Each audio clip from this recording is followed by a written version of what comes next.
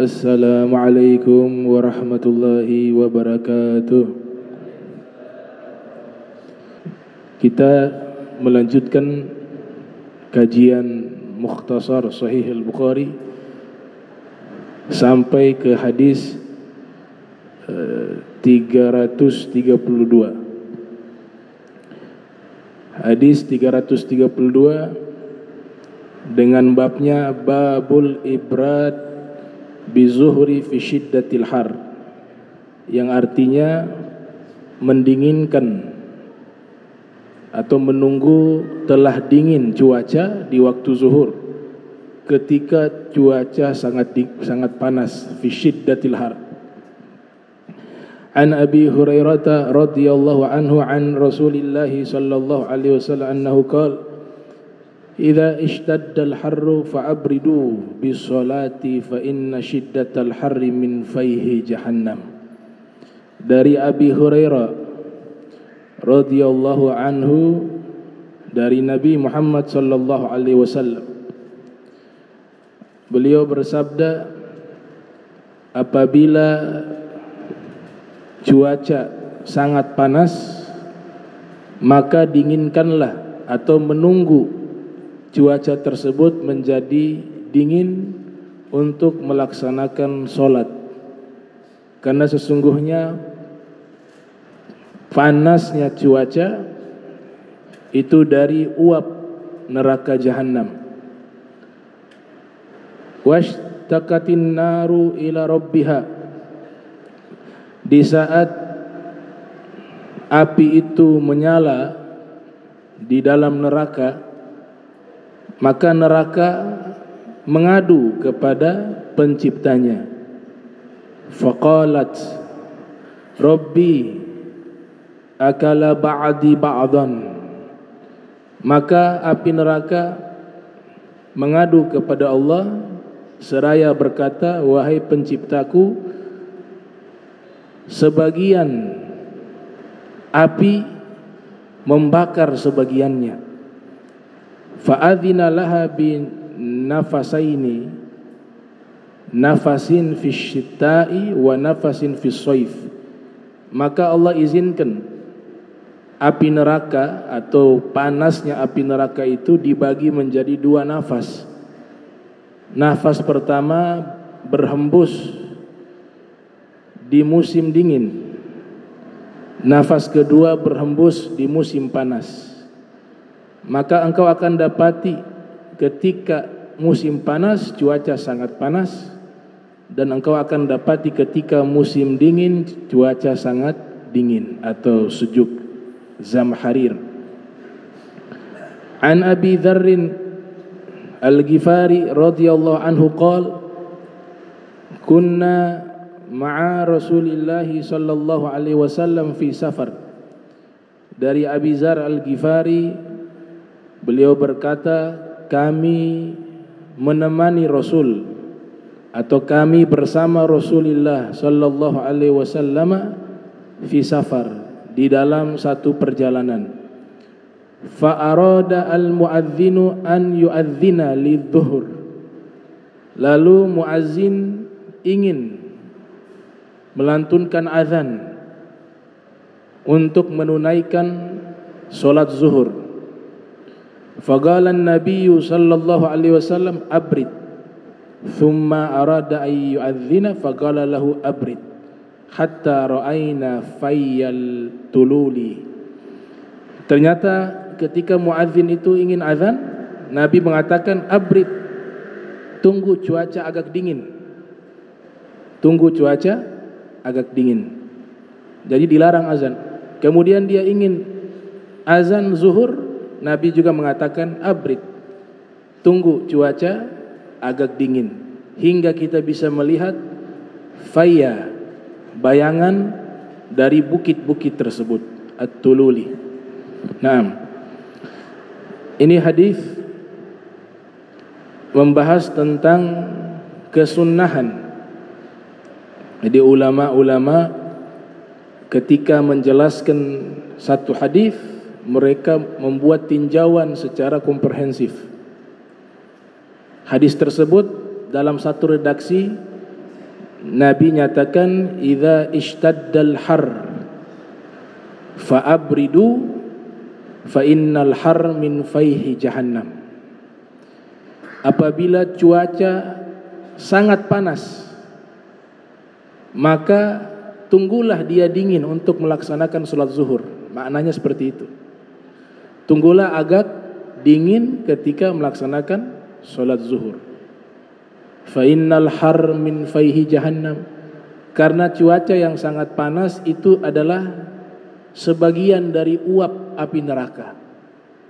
Uap api neraka itu adalah cuaca yang sangat panas.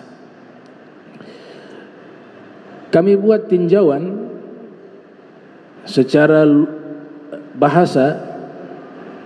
Ada salah satu pakar bahasa Arab bernama Al-Imam Fairuz Abadi. Di dalam kamusnya Al-Qamus Al-Muhit, beliau mengatakan kata api nar atau pakai alif lam an-nar, bentuk jamaknya niron. Dia memiliki makna yang luas. Yang pertama bisa berarti neraka. Jadi kalau disebut an-nar dalam Al-Quran, itu ada kemungkinan maknanya adalah neraka.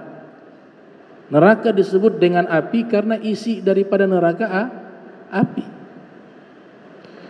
Makna kedua yaitu az-zat al-madat, zat yang kita bisa melihat dia berbentuk berwarna merah, ada yang berwarna biru, yang punya sifat panas dan bisa membakar. Nah, itu makna lainnya daripada kata an-nar.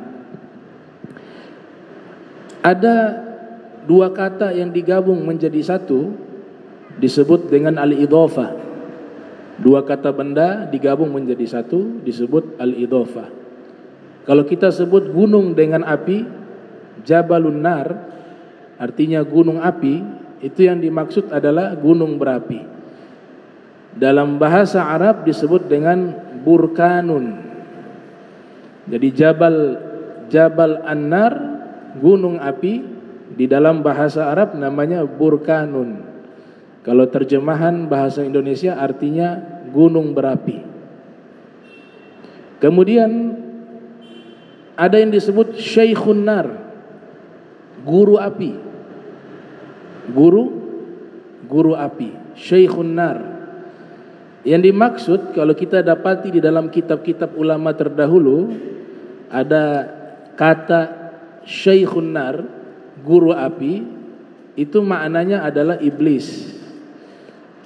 Karena yang pertama proses penciptaan iblis dan syaitan itu dari api. Khalaqal insana min salsalikal fakhar wa khalaqal janna mim marijim min nar. Diciptakan dari api, percikan api yang sangat panas. Kenapa iblis disebut Syekhun Nar, gurunya api? Karena semua syaitan yang diciptakan dari api, guru utama mereka yang paling sanad tertinggi yaitu iblis. Makanya disebut dalam kitab Syekhun Nar, guru api. Pernah terjadi cuaca sangat panas di kota Madinatul Munawwarah. Saking panasnya cuaca yang sangat ekstrim, sehingga di Masjid Nabi 3 hari 3 malam libur sholat di Masjid Nabi. Mereka sholatnya di mana? Di rumah. Pernah kejadian di masa tabi'in, di masa Sa'id ibni Musayyib. Kami baca riwayat ini di dalam kitab Sayyiduna Muhammad Rasulullah yang ditulis oleh Syekh Abdullah Sirajuddin Al-Husaini. Karena kita harus bayangkan masa mereka ya, kemudian letak geografis mereka dengan kita beda. Di sini sepanas-panasnya, di sana masih bukan musim panas. Sana suhunya bisa sampai 48, 49, bahkan puncaknya bisa sampai 50 derajat Celcius. Jadi pernah terjadi cuaca ekstrim sehingga Masjid Nabawi itu tidak melaksanakan sholat berjamaah selama 3 hari. Hanya ada beberapa orang saja. Salah satunya yang memang istiqomah sholat berjamaah 5 waktu di Masjid Nabi dan tidak pernah terlambat takbiratul ihram, yaitu Sa'id ibn Musayyib selama 40 tahun. Itu beliau punya amalan yang memang harus kita apresiasi karena tidak mudah. 5 waktu tidak pernah terlambat takbiratul ihram dan beliau lakukan selama 40 tahun, termasuk pada saat cuaca sedang ekstrim-ekstrimnya di kota Madinah. Beliau masih tetap di masjid. Karena begitu ekstrimnya cuaca, maka tidak ada yang melantunkan azan. Beliau mendatangi makbarahnya Rasulullah sallallahu alaihi wasallam. Beliau mendatangi kuburannya Nabi Muhammad sallallahu alaihi wasallam. Kemudian beliau letakkan telinga di atas kuburan Nabi. Dari dalam kuburan Nabi terdengar suara azan, dan itu persis dengan waktu sholat 5 waktu. Beliau ingin melaksanakan sholat 5 waktu, tidak ada yang azan. Beliau beristihad, ini kayaknya masuk waktu subuh. Beliau datangi kuburan Nabi, meletakkan telinga di atas kuburan Nabi, mendengar suara azan subuh. Zuhur begitu juga, meletakkan telinga di atas kuburan Nabi, mendengar suara azan sholat zuhur, dan seterusnya selama 3 hari di saat cuaca sedang ekstrim. Itu namanya bab karamah. Beliau seorang tabi'in bernama Sa'id ibn al-Musayyib, bisa dibaca Ibnu Musayyib, bisa dibaca Ibnu Musayyab. Dua bacaan itu benar. Ada seorang sufi, awalnya beliau ini diperjualbelikan karena dijadikan sebagai budak. Tapi beliau min sadah, beliau masih berketurunan daripada zurriyah Rasulullah sallallahu alaihi wasallam. Tapi tidak ada yang tahu karena menutup identitas diri. Diperjualbelikan beliau, sampai akhirnya Allah takdirkan beliau dibeli oleh seorang sufi, seorang wali, namanya Abu Abbas Al-Mursi. Abu Abbas Al-Mursi ini berguru kepada Abu Hasan As-Sazili. Al-Mursi itu nama kota. Beliau ini tumbuh besar di kota Mursia di Spanyol. Ada satu kota di Spanyol namanya Mursia. Ini sufi besar nih, Abu Abbas Al-Mursi, besar di kota Mursia, berguru kepada Al-Imam Abu Hasan As-Sazili. Beliau membeli budak ini. Ini budak bernama Yaqut Al-Arshi, Syekh Yaqut Al-Arshi. Ketika beliau membeli budak tersebut, ini budak diajarkan ilmu agama, diperkenalkan dengan ilmu-ilmu kewalian dan seterusnya dan seterusnya. Akhirnya Allah mengangkat beliau jadi wali. Namanya Syekh Yaqut Al-Arshi. Syekh Yusuf An-Nabhani menjelaskan di dalam kitab Jami'u Karamatil Auliya, ensiklopedia keramat para wali. Di situ disebutkan gelar beliau Al-Arshi, yang artinya arsh. Ar-Rahman 'alal arsy istawa. Allah yang Maha Penyayang berkuasa di atas arsy-Nya. Kenapa julukan itu dinisbatkan kepada beliau? Karena beliau itu bisa mendengar suara azan di arsy-Nya Allah. Ada malaikat, mereka juga ditugaskan melantunkan azan di arsy. Salah satu keramat yang Allah berikan kepada Syekh Yaqut Al-Arsy, dia bisa mendengar suara azan di solat 5 waktu, tapi yang dia dengar suara azan bukan yang ada di dunia, tapi dia dengar yang ada di arsy-Nya Allah. Di arsy-Nya Allah, kami baca di kitab berjudul Al-Habaik fi Akhbaril Malaik yang ditulis oleh Al-Imam Jalaluddin As-Suyuti, yang dilahirkan tahun 849 Hijriah, wafat 911 Hijriah. Diceritakan di dalam kitab tersebut, di arsy-Nya Allah itu ada malaikat namanya Hamalatul Arsy. Sekelompok malaikat diberikan gelar dan nama kepada mereka Hamalatul Arsy, yang artinya malaikat-malaikat yang ditugaskan memikul arsy. Dan di alam tersebut, kita sebutkan alam karena luas, itu mereka juga melaksanakan solat dan mengikuti azan yang sama dengan azan yang dilantunkan di dunia. Dia punya sigotnya sama dan menyebut nama Nabi Muhammad sallallahu alaihi wasallam. Ini Yaqut Al-Arsy diberikan kelebihan itu, bisa mendengar suara azan. Tapi kalau kita ingin melihat yang lebih luar biasa, itu Nabi kita Muhammad sallallahu alaihi wasallam bukan hanya mendengar tapi melihat. Bukan hanya mendengar tapi melihat alam malakut, melihat alam arsy, melihat lauhil mahfuz, mendengar dan melihat sarirul qalam, pena takdir yang tetap tertulis di lauhil mahfuz, itu disaksikan dan didengar oleh Nabi Muhammad. Dalilnya mana? Dalilnya adalah di surat Al-Isra, innahu huwas samiul basir. Sebagian ulama mengembalikan kata dia mendengar dan melihat di ayat tersebut, itu adalah Nabi kita Muhammad sallallahu alaihi wasallam ketika melalui peristiwa besar dalam perjalanan hidup beliau, yaitu peristiwa Al-Isra wal Mi'raj.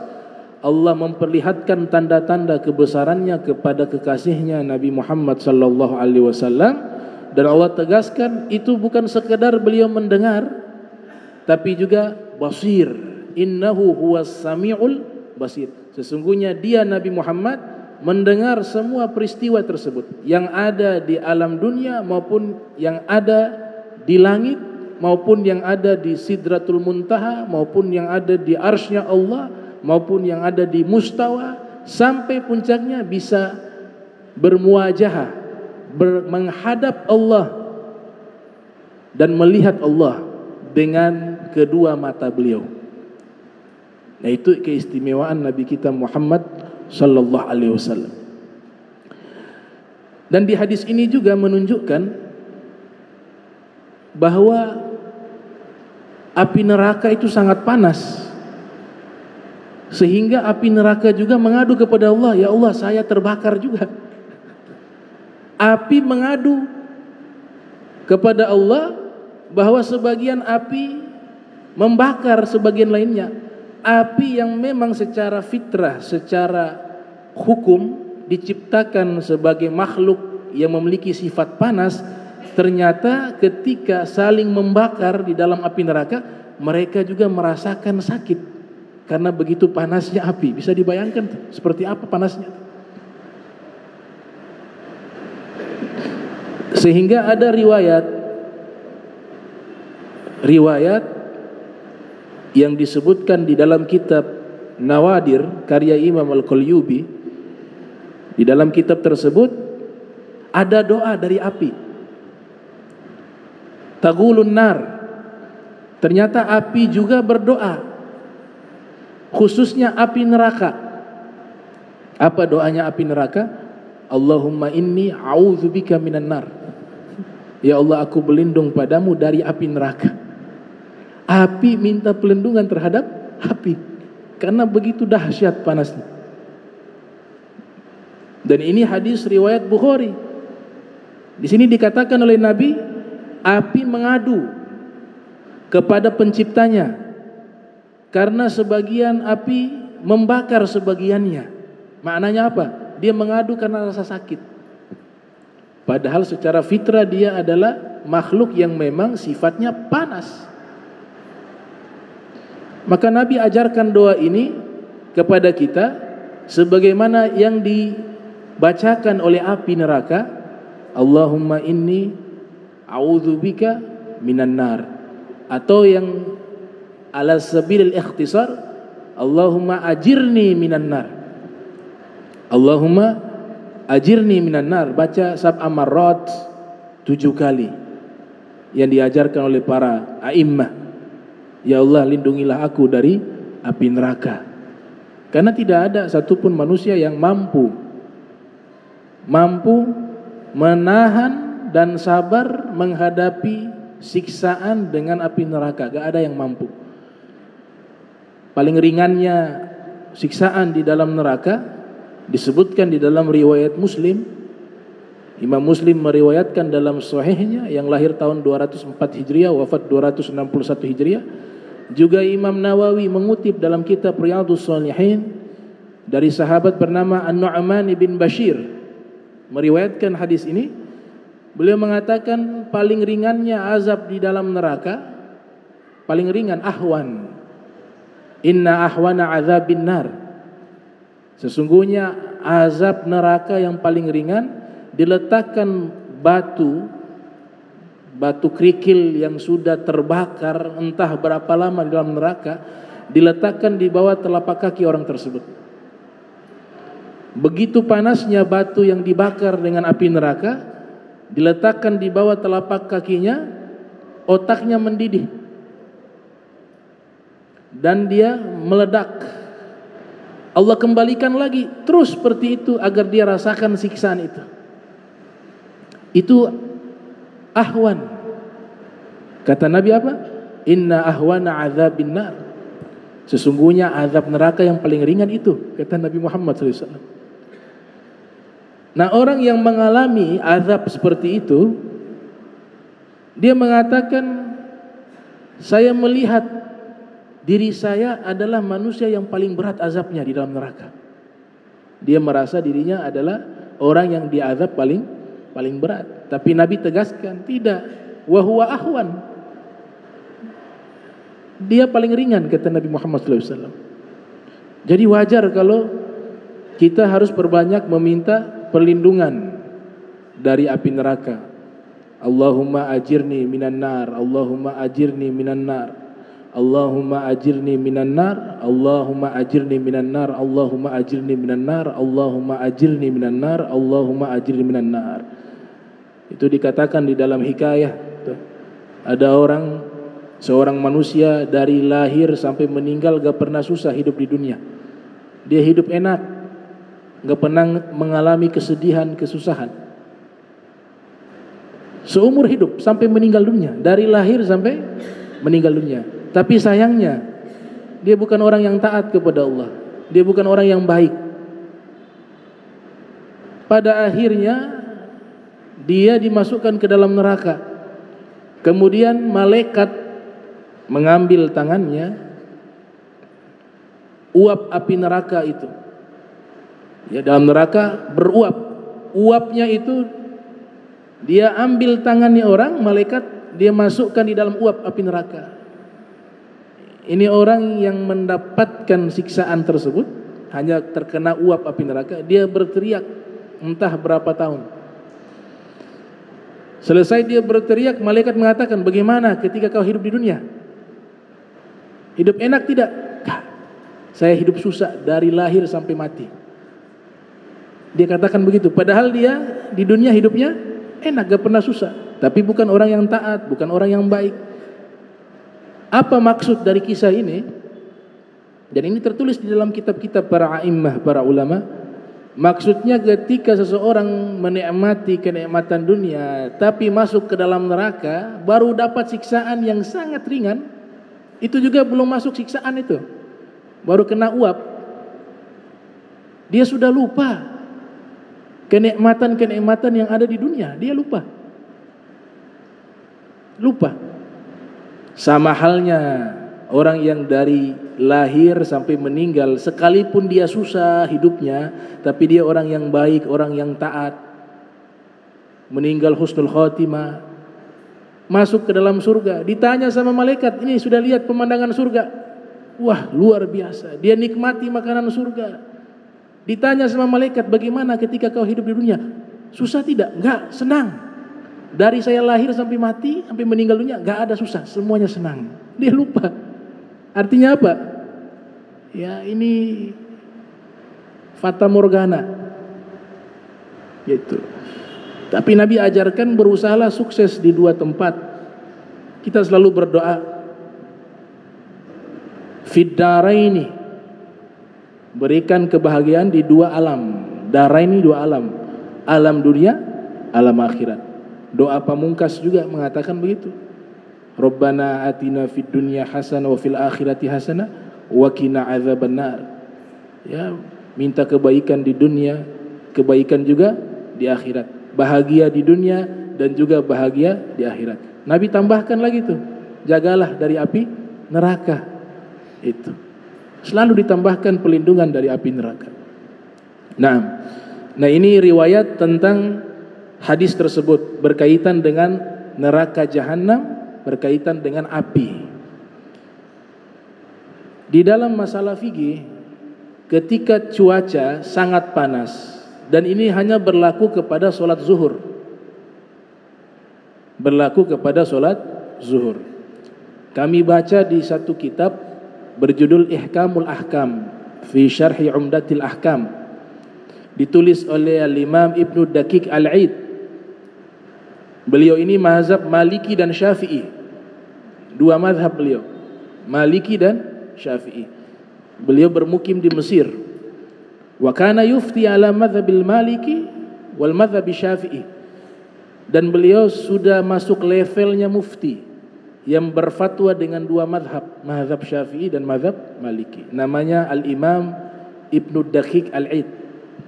Saya baca di kitab beliau, beliau mengatakan bahwa apabila cuaca terlalu panas di waktu zuhur, maka disunnahkan mengakhirkan zuhur asalkan tidak sampai bablas lewat asar, untuk menunggu cuaca agak sedikit mereda, agak sedikit dingin. Dan beliau memberikan kesimpulan hukumnya sunnah, karena ada sebagian ulama mengatakan itu bukan sunnah tapi rukhsah, dispensasi dari Allah, tapi bukan sunnah Nabi. Ada sebagian fuqaha berpendapat demikian. Tapi beliau menegaskan, ulama-ulama mazhab Syafi'i dan ulama-ulama mazhab Maliki, mayoritas dari mereka menyatakan hukumnya sunnah ketika sholat zuhur atau sudah tiba waktu zuhur untuk menunda sesaat jika cuaca terlalu panas hingga agak sedikit mereda panasnya.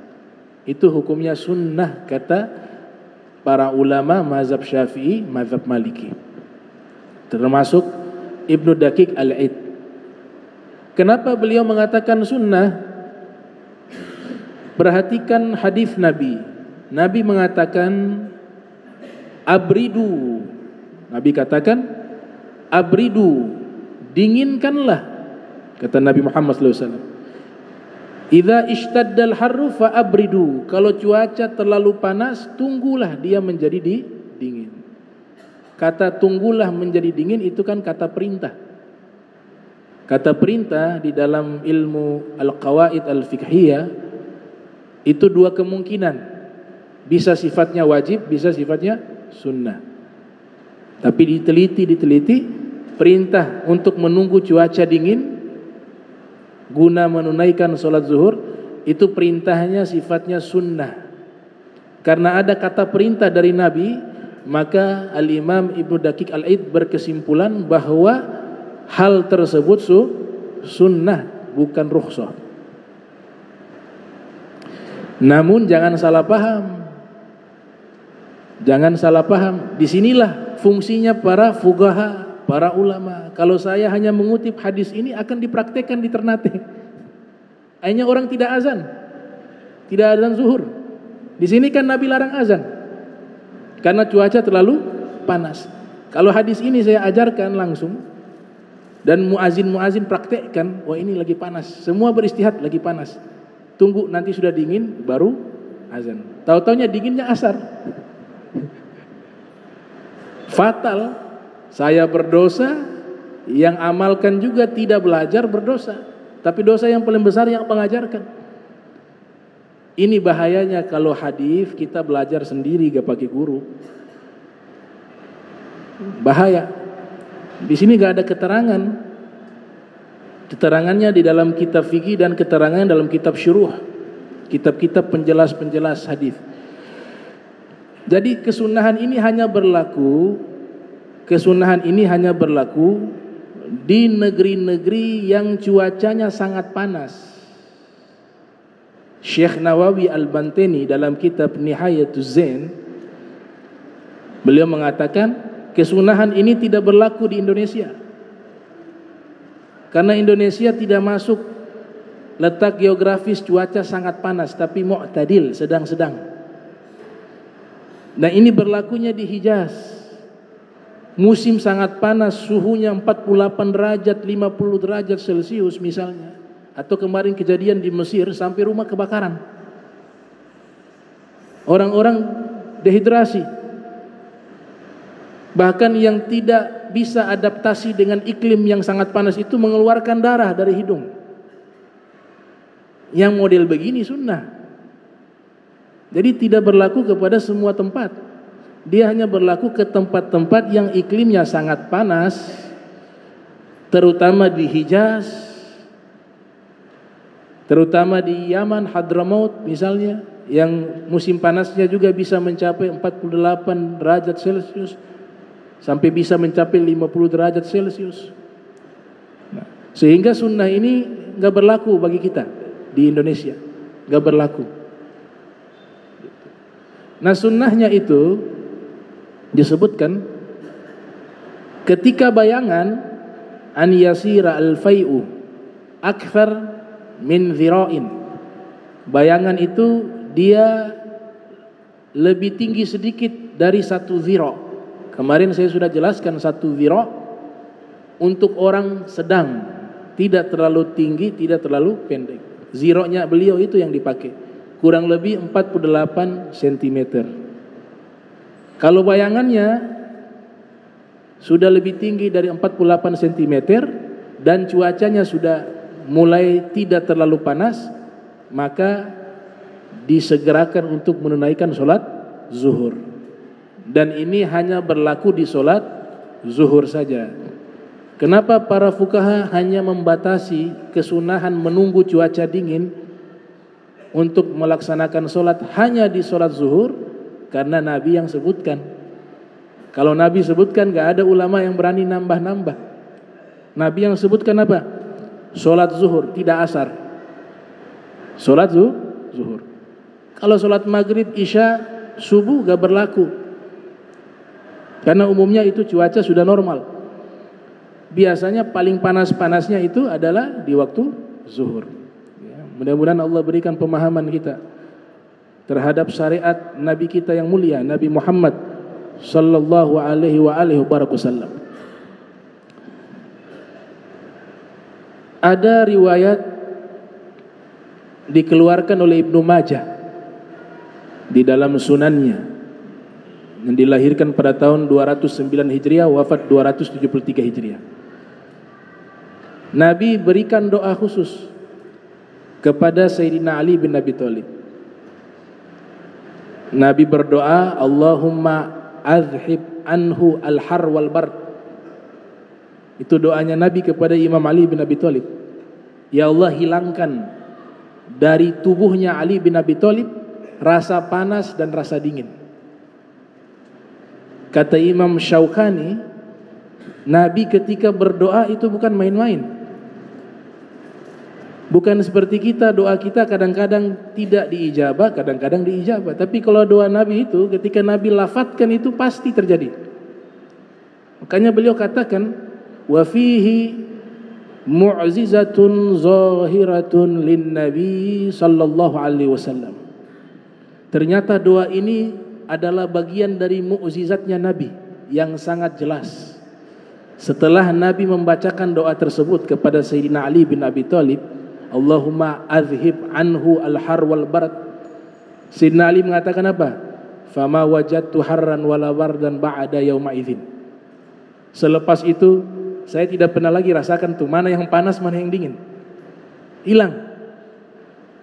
Bahkan sahabat-sahabatnya Imam Ali bin Abi Thalib menyatakan, kana ashabuhu rubbama ra'auhu yalbathu thiyaba sayfi fi syita wa thiyaba syita fi sayfi. Kami kadang-kadang melihat Sayyidina Ali bin Abi Thalib pakai pakaian untuk musim panas. Pakaian musim panas berarti pakaian-pakaian yang tipis, betul tidak? Karena cuaca panas. Atau kain yang dingin. Itu Sayyidina Ali makainya di musim dingin. Baju musim panas beliau pakai di musim dingin. Bahkan di dalam syarah dari Ibn Majah dan juga syarah dari Sunan Abi Daud, dalam kitab tersebut mengatakan beliau itu kalau musim dingin yang sangat ekstrim, beliau tidurnya buka baju, hanya kain menutup aurat saja, sedangkan yang lain berselimut. Kalau musim panas beliau pakai baju yang tebal, karena hukum panas dan dingin sudah tidak ada bagi Imam Ali bin Abi Thalib.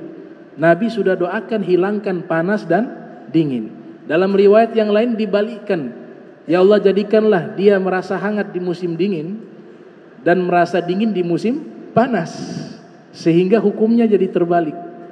Itu doanya Nabi kita Muhammad sallallahu alaihi wasallam kepada Imam Ali bin Abi Thalib karramallahu wajhah.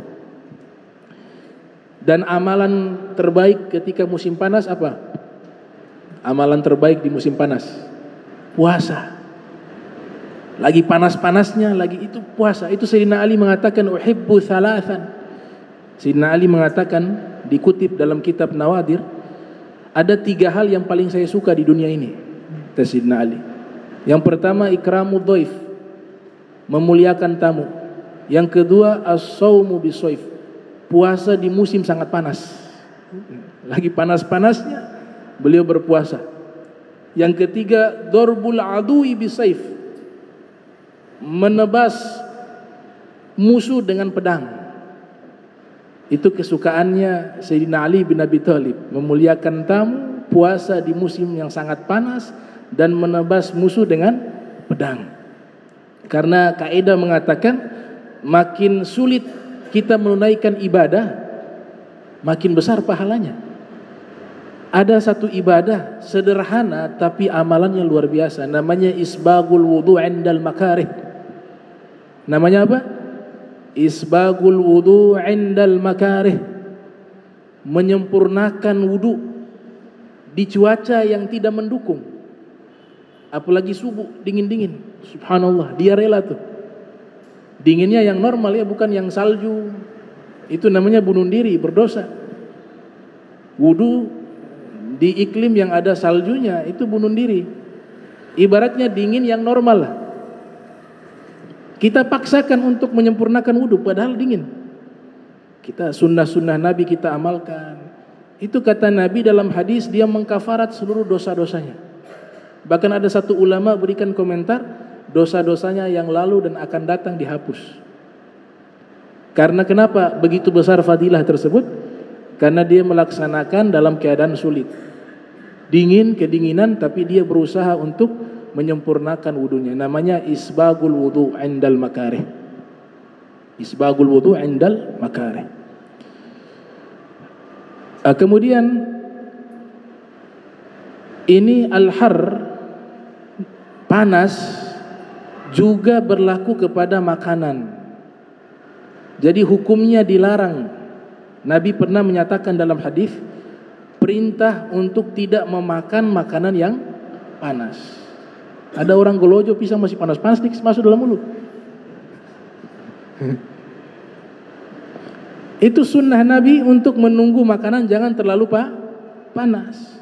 Dalam hadis riwayat Imam Ad-Dailami di dalam Musnad Firdaus, Nabi bersabda, "Abridu bit-ta'am fa innal har la barakata fih." Dinginkanlah makanan yang akan kalian makan, karena panas tidak ada keberkahan di dalamnya, kata Rasulullah SAW. Tapi jangan cara mendinginkan ditiup, itu ada larangan dari Nabi. Di dalam Fathul Bari yang dikeluarkan oleh Al-Hafiz Ibnu Hajar Al-Asqalani yang lahir tahun 773 Hijriah, di situ Nabi katakan, "Wala tatanaffas fil ina." Jangan kalian meniup-meniup, bahkan bernafas di wadah kalian, di gelas kalian, di piring yang ada makanan. Bernafas saja dilarang, apalagi meniup. Dalam riwayat yang lain redaksinya bentuk plural. Wala tatanaffasu fi ina'i ahadikum. Jangan kalian bernafas di wadah seorang di antara kalian. Sudah terbukti secara iptek, ilmu pengetahuan, secara ilmiah sudah terbukti. Ini oksigen jika dia terkena panas jadi racun. Kemudian yang kedua, nafas kita itu yang kita keluarkan dari hidung ataupun dari mulut, dia membawa bakteri yang ada di tubuh kita sehingga tercampur dengan makanan yang nanti kita konsumsi atau tercampur dengan minuman yang nanti kita minum. Jadi luar biasa.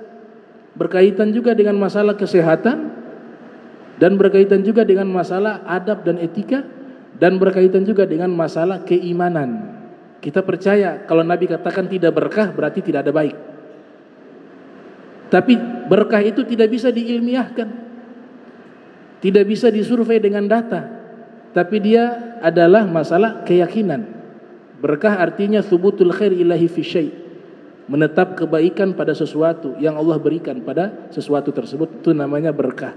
Kalau dalam kitab Lisanul Arab karya Ibnu Manzur disebut ziyadatul khair, makin tambah kebaikan disebut adalah berkah. Ada satu amalan, ini amalan sederhana tapi fadilahnya besar. Amalan membaca doa ketika minum.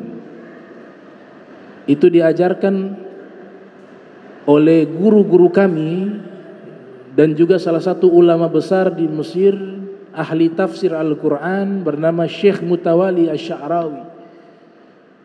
Beliau mengajarkan kalau kita meminum air, kita baca bismillah seteguk, lepas alhamdulillah, baca lagi bismillah, lepas alhamdulillah, minum lagi bismillahirrahmanirrahim, lengkapkan lebih bagus bismillahirrahmanirrahim. Kemudian kita lepas lagi dari mulut, kita membaca alhamdulillah. Itu sederhana sekali dan mudah. Apalagi dia berusaha membuat jumlah minum itu dengan hitungan ganjil, dapat double lagi niat ittiba Nabi. Nabi dan Allah menyukai yang ganjil-ganjil. Innallaha yuhibbu witra. Sesungguhnya Allah mencintai hitungan ganjil.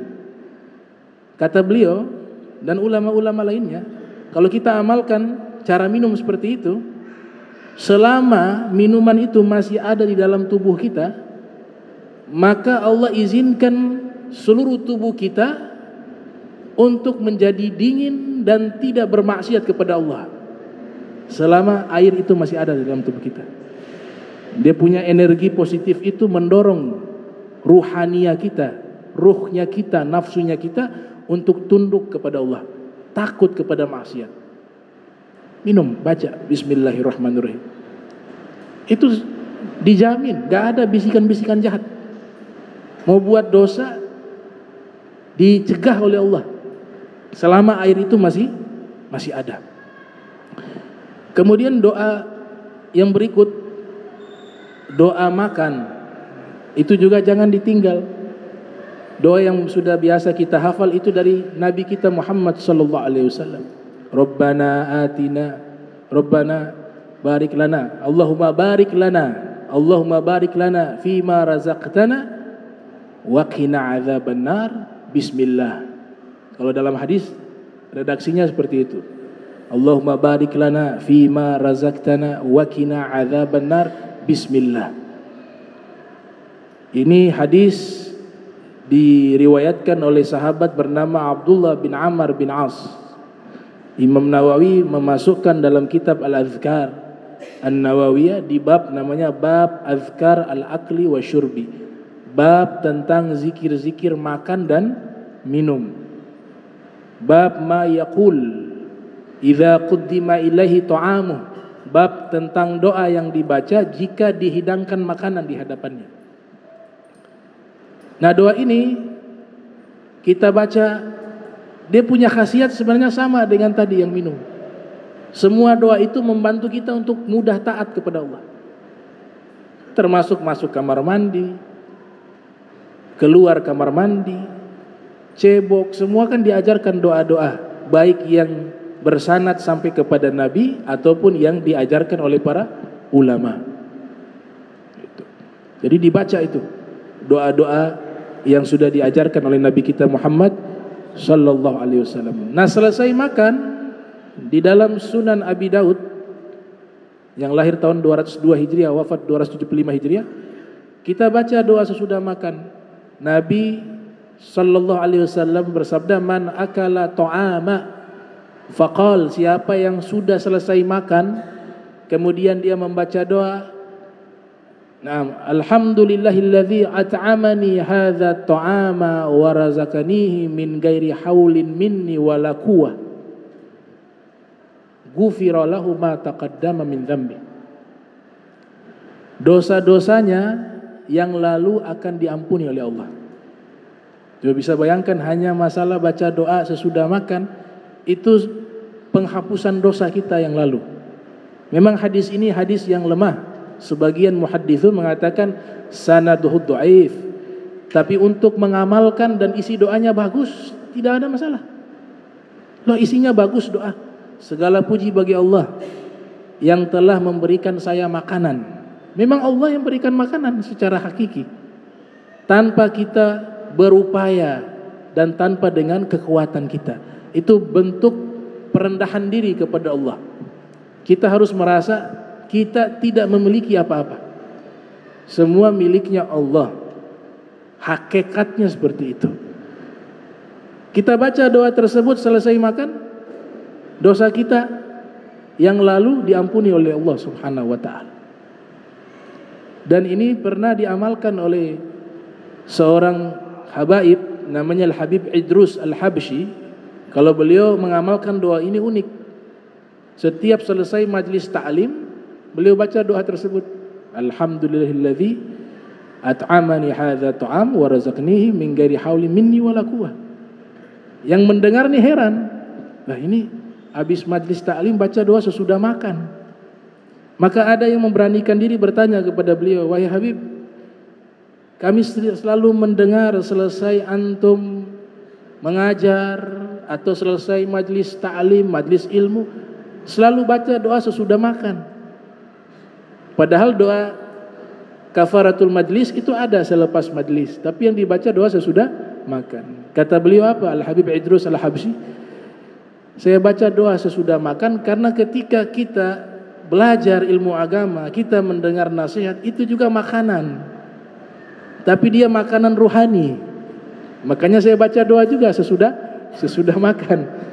Kita punya makanan tuh ada dua, ada yang secara fisik, kita makan, kita minum, itu makanan zahir secara fisik. Tapi makanan rohani adalah mendengarkan nasihat, mendengarkan ilmu agama, mendengarkan ayat Al-Quran, membacakan hadis-hadis Nabi, membacakan kitab-kitab ilmu. Itu juga makanan, tapi bentuk rohani.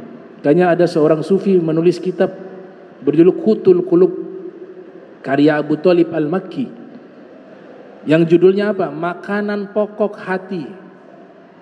Kata Abu Fatih Al-Musili di dalam Syarah Ihya Ulumuddin, Beliau mengatakan alaisal maridu idza muni'a anhu at-ta'am wasyarab wad-dawa thalathata ayyam yamut. Wahai murid-muridku, wahai para pengunjung, bukankah orang yang sakit kritis tidak diberi makan, tidak diberi minum, tidak diberi obat, paling tidak 3 hari maka dia bisa mati? Benar tidak? Kata beliau. Qalu na'am, benar. Wa kadzalikal qalbu idza muni'a minhu al-ilmu wal wa'dhu wan nasihah wal hikmah yamut. Demikian hati. Maknanya apa? Rohani. Ini rohani tidak dikasih makan 3 hari mati. Gitu. Jadi makanan rohani ada, makanan ruh itu ada, makanan jiwa itu ada. Makanan jiwa adalah cahaya, yaitu Al-Quran dan sabda Nabi Muhammad sallallahu alaihi wasallam. Kemudian aqwal ulama yang bersambung sanadnya kepada Nabi kita Muhammad sallallahu alaihi wasallam. Nah, terakhir saya nyatakan, ketika seseorang sudah mencapai puncak keimanan, api neraka yang panas itu dia bisa padam dengan cahaya iman. Ini hadis riwayat Tabrani. Jembatan Sirat dilewati oleh orang beriman, di bawah itu api neraka. Api neraka mengatakan, juz ya mu'min falaqad atfa'a nuruka lahabi. Wahai orang beriman, cepat lewat, karena cahayamu bisa memadamkan kobaran apiku di neraka. Itu masih kelasnya mukmin. Bagaimana anbiya wal mursalun? Bagaimana Nabi Muhammad sallallahu alaihi wasallam? Jadi api neraka gak berfungsi kalau ke Nabi Muhammad, gak bisa. Kepada aulia dan solihin gak bisa. Ada mereka itu api dia menjadi padam sedikit demi sedikit. Makanya disuruh juz, cepat lewat. Orang-orang beriman cepat lewat, para aulia cepat lewat. Falaqad atfa'a nuruka lahabi, karena cahaya imanmu memadamkan kobaran apiku, kata neraka. Ya, insyaallah nanti kita lanjutkan lagi di hadis yang 334. Bismillahirrahmanirrahim. Alhamdulillahirabbil alamin. Allahumma shalli wa sallim ala sayyidina Muhammad wa sayyidina Muhammad. Allahumma jam'ana hadza jam'an marhuma wa tafarraqan min ba'di tafarraqa ma'suma wa la taj'al minna wa la minna syaqiyya wa la mahruma. Subhanaka bihamdika asyhadu an astaghfiruka wa atubu ilaik. Wa sallallahu ala sayyidina Muhammadin wa ala alihi wa sahbihi wa barik wa sallam. Wa lakum minkum wassalamu alaikum warahmatullahi wabarakatuh.